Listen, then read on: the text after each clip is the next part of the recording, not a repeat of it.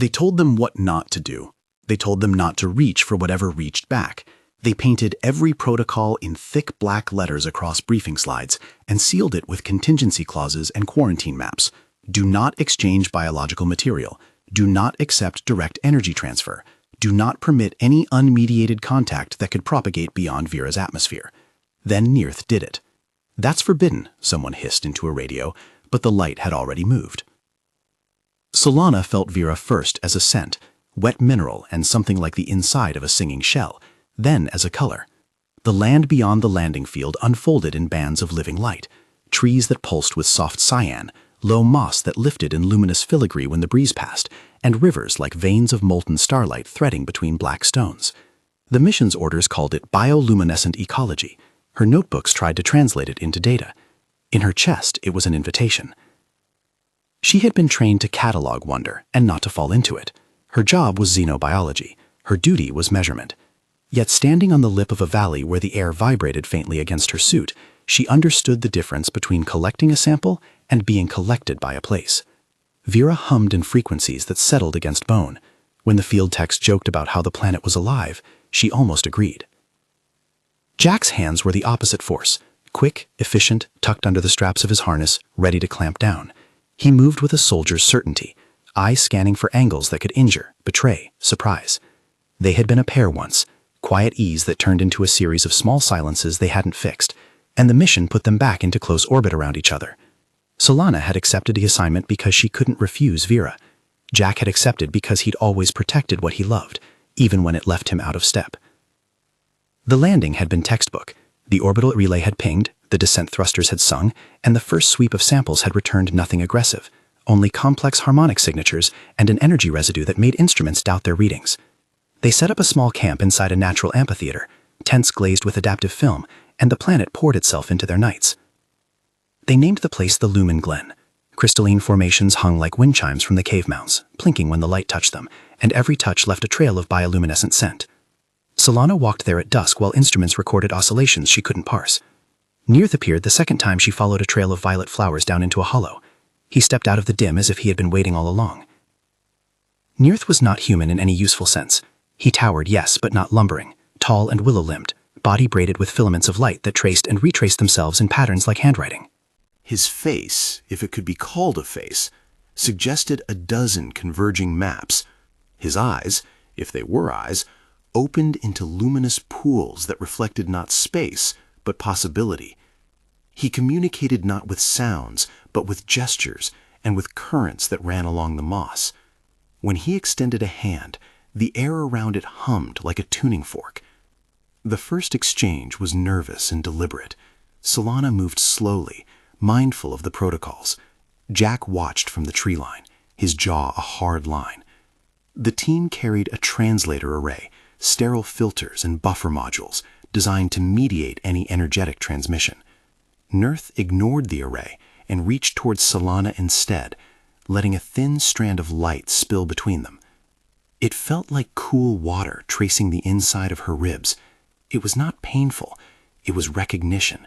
Data collapsed into comprehension.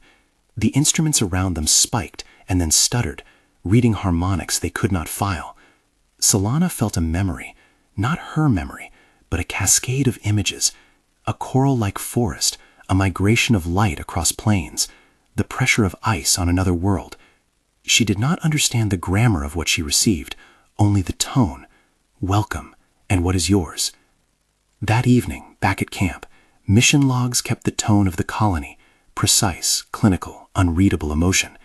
Entry 14, 2200 UTC, bioenergetic interaction, unmediated. Sensor anomaly, harmonic spike. Translator array, no contact established. Salana reported subjective symptoms, euphoria, short-term sensory overload. No one, in the sterile language of the log, admitted what the rest of them felt when they closed their eyes, that they had touched the world itself. Salana's notebooks, clandestine and messier, kept the feelings. Nirth's touch tasted of graphite and rain. He offered a blossom the next morning, small, translucent, threaded with veins of electric blue. He did not speak with vocal cords, but sent pulses into the air that rearranged the moss into patterns, as if composing a sentence out of luminescent leaves. She thought of cultural contact as a ledger of exchanges. This was a present. It fit no rule. Jack watched that gift as though it were a provocation. He argued, quietly at first, about the need for buffer zones and the purpose of quarantine measures. He asked the lead scientist, protocols like a prayer, if Nurth had been fully contained in their assessments. The answers were cautious, intelligent but non-hostile, no evidence of transmissible pathogens, but unknown every time you turned it over. Nurth became a fractal of the planet for Salana. She learned that he could coax the crystals into singing notes that matched to patterns he suggested, colors that meant hunger or night, touches that meant river or climb. In return, she offered him images of Earth rendered in frequencies he could attend to, a city lit like a net, a sea of cars, a child's laugh recorded in the translator's buffer. Each translation was imperfect, and therefore, in its imperfection, honest. He would nudge the recordings with a filament and return them altered, more spacious, longer breaths between sounds. Days braided into a rhythm. Salana documented the flora, the way certain flowers opened only when a specific frequency touched them. She cataloged the energy flows that seemed to animate the organisms, calls and replies and pulses. And she spent hours at the edge of the Lumen Glen listening to Nurth's slow explanations, which were sometimes questions. Jack didn't join them. He took the perimeter, tightened patrol grids, logged anomalies. Jack's diary entries were terse. 0815, shifted outer perimeter. 1430, no unauthorized transmissions detected. His thoughts, private and colder, took on the shape of a household object under stress, something that crushed rather than held. He had loved Salana by understanding her, by being the person who measured the edges of her world. Here, the edges had shifted without him. He admitted once to a private recorder that he felt sidelined not only by Nurth, but by the mission itself. The protocols that made heroes of soldiers felt like a theater when the world itself offered consolation. He knew his jealousy was small and dangerous. He tried to deny it by tightening the rules further, insisting on more conservative readings. He tapped into the relay, tightened filters, suggested a quarantine simulation, a paper exercise that would show the team how quickly an uncontrolled exchange could spread. Salana interpreted Jack's tension as shadow. She wanted him at her side. She also had a duty to the science. Each exchange with Nurth opened new parameters, and she was careful to sample, to record, to request the full diagnostic sweep. Nurth did not court her with flattery. His interest seemed to be in something she hadn't considered, language as an act of communion with place. When he pressed the blue blossom into her hand, it left a faint glow along her skin that the buffer could not scrub. It looked like a tattoo of light. The division grew like a fault line. The team fell into two rhythms, clinical containment and intimate curiosity. The ship in orbit sent down orbital passes that flickered across the canopy. Their replies were met with a smile from Nurth that was neither proud nor calculating. It was astonishment. Salana recorded the subtle shifts in his patterns, a morning motif that was curious, a late-night pulse that suggested restraint. She began to think of rules not as absolutes, but as agreements made between unknowing parties. Nurth had not read Earth's rulebook. The mission protocol suited itself around one clear axiom: no unmediated biological contact between alien life forms and humans, no exchange that could seed another world, no energy transfer without quarantine. When the line was drawn in the briefing room, it was described as necessary for the safety of both species. It was translated into emergency scripts and legalese. A breach would trigger Protocol 7 Delta, quarantine, recall, containment procedures to prevent interstellar contamination and possible threat. Salana had believed in protocol. She still did. Then she felt the hand. It was late, after a long day of mapping. Rain had come, the planet's glassy rain that made the crystals sing, and the camp's holographic lights blurred into halos.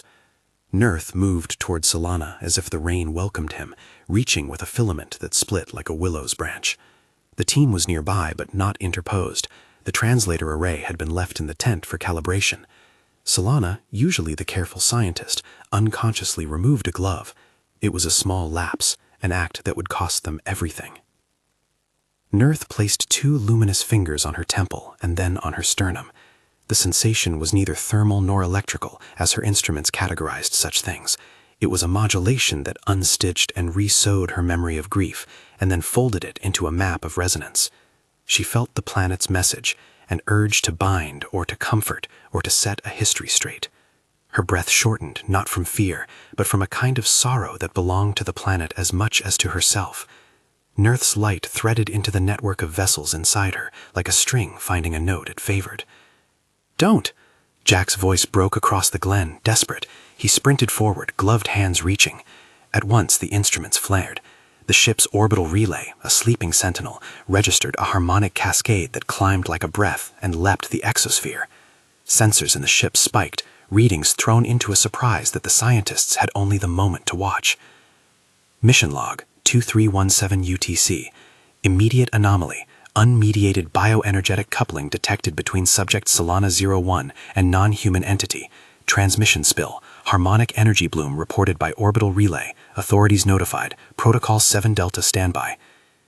Jack reached them as the light braided itself back into Nurth. He saw what had happened in the way Salana's shoulders trembled and in the trail of violet blossom petals that clung like confetti. He saw her eyes, bright and wet and larger than usual, and his mouth shaped itself into the phrase that had become his private law. "That's forbidden," he said, not into a microphone, but to the world, as though speaking aloud might pull the rule back taut. The phrase echoed on the relay like a timing marker. Someone in mission control logged the phrase. Someone back on Earth, inside a glass room with coffee rings and flags, heard the spike and the words and felt the machinery of state begin to turn. The protocols were engineered for ambiguity. It was their job to remove it. The cascade of readings continued to climb as the relay parsed the harmonic as a transmission vector. It had the signatures of something akin to a broadcast. They replayed the orbital pass, fed it into the filters, and found, beneath the noise, a pattern not previously catalogued. Modulation that matched the lumen gland's crystalline resonance, layered with a waveform that resembled vocalization, and a biological signature traced to Salana's bioscans. In the sterile world of mission control, it was now called a contamination event. Outside the sterile, the phrase, "that's forbidden," had become an accusation and a justification at the same time. There was no immediate malice. Nurth had not intended to flare a signal. He had not understood the architecture of a relay. He had made contact in a way he knew how to, through touch and sharing of pattern, and in doing so triggered a resonance that escaped planetary bounds. The bloom found the orbit like a breath that had grown too large for a room. Earth's reaction was not a single decision, but a cascade of actors. The relay's flag pushed through to mission control, then upward to the agency's risk council, and outward to the intergovernmental oversight body that handled extraterrestrial incidents. Cables and channels lit up. Human faces in cities and councils reviewed a waveform, its origin traced to the coordinates of Lumen Glen. It did not yet carry a threat vector. It simply carried content no human architecture had authorized to leave. "Initiate containment," the duty officer said into a taped microphone. The words themselves invoked procedure. In the command room, a woman with a haircut sharp as a scalpel flicked her tablet open. "Lock the orbit," she said. "Seal the relay playback and get legal online." There were branches in the tree. Military advisories to prepare assets in orbit if required, diplomats to prepare statements, scientists to parse the content for pathogen signatures. The word quarantine appeared in 100 different memos because quarantine is the language of caution where language fails. Transmission log 2322 UTC. 2 all concerned parties. Subject unauthorized transmission. Action initiate protocol 7 Delta. Deploy orbital observation. Hold direct contact. Authorize field security to enforce subject isolation. Further orders pending. Back on Veera, the team scrambled into protocol. Salana staggered, bewildered by the weight of meaning behind Nurth's touch. Jack's hands were on her shoulders, not to comfort so much as to anchor. He barked orders, pull instruments, freeze samples, run a sweep. Someone in the comms channel, the biologist in charge, spoke into an earpiece, voice tight. The relay picked up something. The ship's reading shows an outbound harmonic. We're isolating the subject. Salana tried to explain, and her explanation left her voice small and odd. The translator array, rebooted and scrubbed for contamination, sat like a patient in the tent. Nurth stood at the edge of the glad as if he had been accused of something he couldn't comprehend. His fingers curled into themselves. The filaments along his arms dimmed with the kind of shame a whole species could not name. That was when external eyes joined the circle. A mid-level officer on Earth authorized a recall to bring Salana and the team back to a secure facility for quarantine and debriefing. A diplomatic notice cautioned the mission to cease all unregulated exchanges. An orbiting defense asset was placed on standby. The word sanitize was whispered, and then regretted. The Public Affairs Office prepared a statement. An anomaly had been detected. Protocols were being followed. The canned phrase, "no immediate threat," was drafted before it could be believed. The mission's instruments recorded a new order. Transmission log, 2334 UTC. Command, immediate individual isolation, Salana 01. Recall team to orbital vessel. Deploy quarantine module upon docking. Alert. International coordination requested. That log traveled as a cold edict to the people on the ground, where consequences had faces. Jack read the recall with relief and with dread. Relief because it meant he could drag Salana away from what had happened.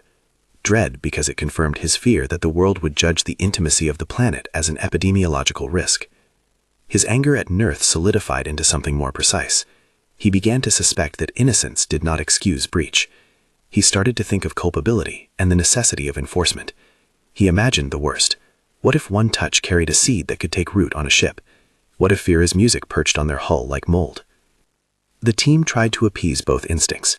They quarantined, they sanitized, they placed Salana on a bed inside a mobile module where soft lights monitored her. Instruments recorded her heart rate, hormonal spikes, neurochemical traces. Nurth came to the edge and waited for them to decide whether to bring him in. The decision was made above their heads, and that was how institutions steal intimacy, through the authority of decisions that have no knowledge of feeling. Communications were authorized and then frozen. The public relations statement leaked early, a mistake or deliberate, and the reaction on Earth turned quick and messy. Some voices clamored for caution, for containment, for a full recall and the removal of all human exposure to Veera. Others argued that this was contact, that it could not be sanitized into safety without erasing the encounter itself. Cable panels displayed graphs of the harmonic bloom. Pundits speculated on motives. Legislators demanded briefings. Field log, 2349 UTC. Salana 01, stable. Neurosensory patterns altered. No pathogen detected. Particle analysis, insufficient for conclusive risk assessment. Operational directive, suspend direct contact until review. Mission control, awaiting orbital authority. If the public debate felt like a distant storm, its thunder struck the team personally. Salana felt the shame of being the vector, even though she had been chosen for this study and had followed every training module, except for the one that taught what to do when wonder and protocol came to the same place.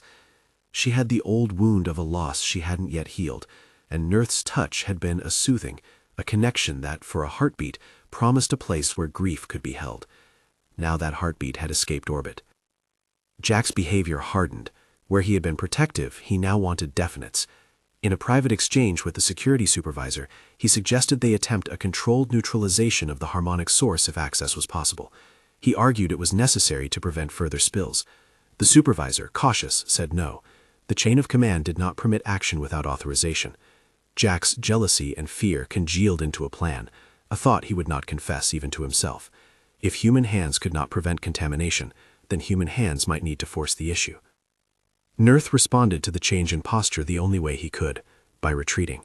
He accepted their distance without rancor, but he also sent, on one dawn, a pattern not of light but of compaction. Crystals in the glen arranged themselves in tight spirals that spoke of seclusion. Salana answered by leaving a recorded message of earth sounds for him, the noise of a market and a child's laughter, and in return he left her a shard of crystal that hummed in her palm like the memory of a tide. It was an exchange that could have become a lesson in trust, if not for the orbiting relay that had heard the earlier breath. Then the leak widened. A parliamentary advisor requested a visual on the broadcast. A defense committee convened. An orbital defense asset was routed into a higher inclination. For the first time since the landing, the human political apparatus and the raw wonder of Veera stood in direct competition. Containment is necessary, said one memo. Containment is a violation, said another. The memos wrote themselves into policy, even as Salana listened for a narrative that could hold both truths. On day 14, Nurth did something that changed everything. Salana had been cataloging a set of blossom responses to a low-range frequency. The flowers opened like lungs and released a perfume that made her dizzy. Nurth moved close and pressed a filament against the base of a horned crystal. He sent a pattern that was more intense than before, an expression that looked like urgency. The crystal answered by throwing a note high and pure into the sky.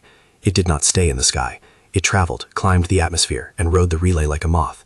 The ship in orbit registered the emission as a directed broadcast. This was not merely an overflow, it had form.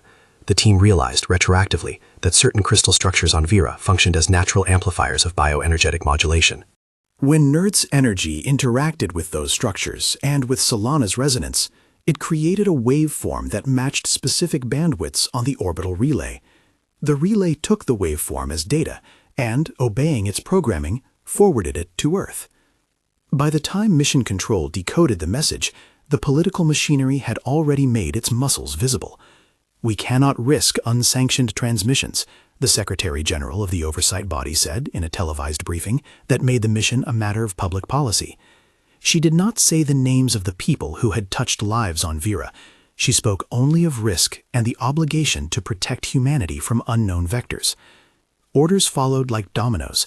Recall confirmed, quarantine made explicit, military assets repositioned to provide observation and, if necessary, enforcement. A strike authorization was discussed and denied, a cautious distance chosen instead because the cost of destroying Veera would be incalculable and morally unconscionable. Yet the existence of such a conversation, one meeting where a kinetic option was considered, changed the tenor of the mission. Salana read the transcript with trembling fingers, because even the discussion of destruction implied judgment. At camp, things became smaller and more urgent. The team divided into compliance and resistance. Some researchers insisted that drawing back was the responsible choice. Others argued that abruptly ending contact was both wasteful and cruel. Salana found herself in the center of a tug-of-war she had never asked to mediate. In private, Nirth continued to appear at the boundary, leaning his weight against a tree as if listening to an invisible radio. When he met her gaze, the filaments along his arms formed a running script that made a slow, patient pattern. He had not meant to break a law. He had meant to bridge a loneliness. Jack asked permission to disassemble a relay component during a maintenance window. He argued that if they could remove a variable, they would reduce risk. The maintenance officer refused. The officer could not authorize a modification to an orbital asset on ground-level insistence. Jack's frustration turned into secrecy. He accessed unauthorized channels and then, against policy, altered a buffer filter to prioritize local bandwidth over external forwarding during active fieldwork. It was small sabotage, the kind of quiet sabotage men make when they fear the loss of what they love. He told himself it was protective. He told himself he would not let another transmission slip. He told himself the world needed to be saved from a mistake. On the night Jack made his modification, Nirth came, not to Salana, but to the crystal that amplified the pattern. He pressed his hand against it and then against his chest, and sent out a melody that was both a plea and a claim. It found Salana like a remembered poem. It brushed her conscience, and she remembered a grief she'd not named. The father she had lost, the family she had left to chase research, the loneliness of a life that made her beholden to evidence rather than to the soft affordances of touch. When the pattern leapt the sky, Jack was asleep in the perimeter watch.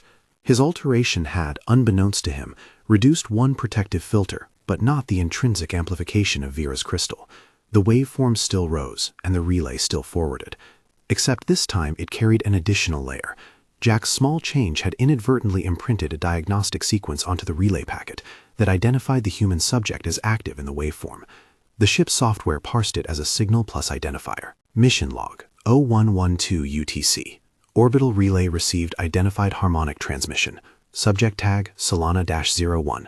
Transmission breadth planetary to orbital. Action flagged as unsanctioned direct contact. Risk assessment potential cross-system contamination. Authorize immediate quarantine of subject and suspension of direct contact. The chain reaction was mechanical now. Alerts fired. A medical team prepared quarantine modules. Diplomatic channels drafted the language for a recall. Military liaisons raised force protection in a note. Earth reacted like a biological organism confronting a sudden fever, first with alarm, then with surgical deliberation. On Veera, Salana woke to find herself surrounded by measured faces. Jack's expression was unreadable. Nirth hovered at the tree line, filaments retracted as if embarrassed. She felt both exposure and a deep gratitude toward the planet that had offered it solace, and that gratitude was now damning. "They're going to pull us out," the lead scientist said, voice flat. "They're going to make an exam of you, Salana. We've been ordered to recall and quarantine." For a moment, everything narrowed to choices that could not be fully weighed. To resist recall would be to risk the wrath of governments. To comply would be to pull back from the first person who had offered them anything resembling friendship, on a world that had no reason to trust them. She thought of Nirth and of the way his filaments had braided into her chest like a lullaby. She thought of Jack's face when he had shouted that thing, "That's forbidden," and wondered whether the rule had been his or humanity's. Jack, in private, tried to justify himself. "I didn't want anyone else to be hurt," he said. "You didn't see how quickly the data spiked. You didn't see the way they could weaponize a misunderstanding." His voice had an edge of someone who had tried to hold a loved one by force of will, because he could not persuade her to stay. Salana did not answer. Instead, she tried to translate the policy decisions into something she could feel. The recall meant a sterile room and a battery of tests that might never understand the good of an exchange. The quarantine meant separation. The Earth's reaction had already made the wonder of Veera a problem to be solved, rather than a relationship to be fostered. The ship approached like an accusation. Aboard, Mission Control streamed guidelines down in clipped orders. Do not transfer samples. Hand over any artifacts. Submit to full debrief. In orbit, an observation beam surveyed the planet. Private channels whispered about containment enforcers if necessary. The response had not, in the end, been apocalyptic. It had been bureaucratic, precise, and unbidden in scale.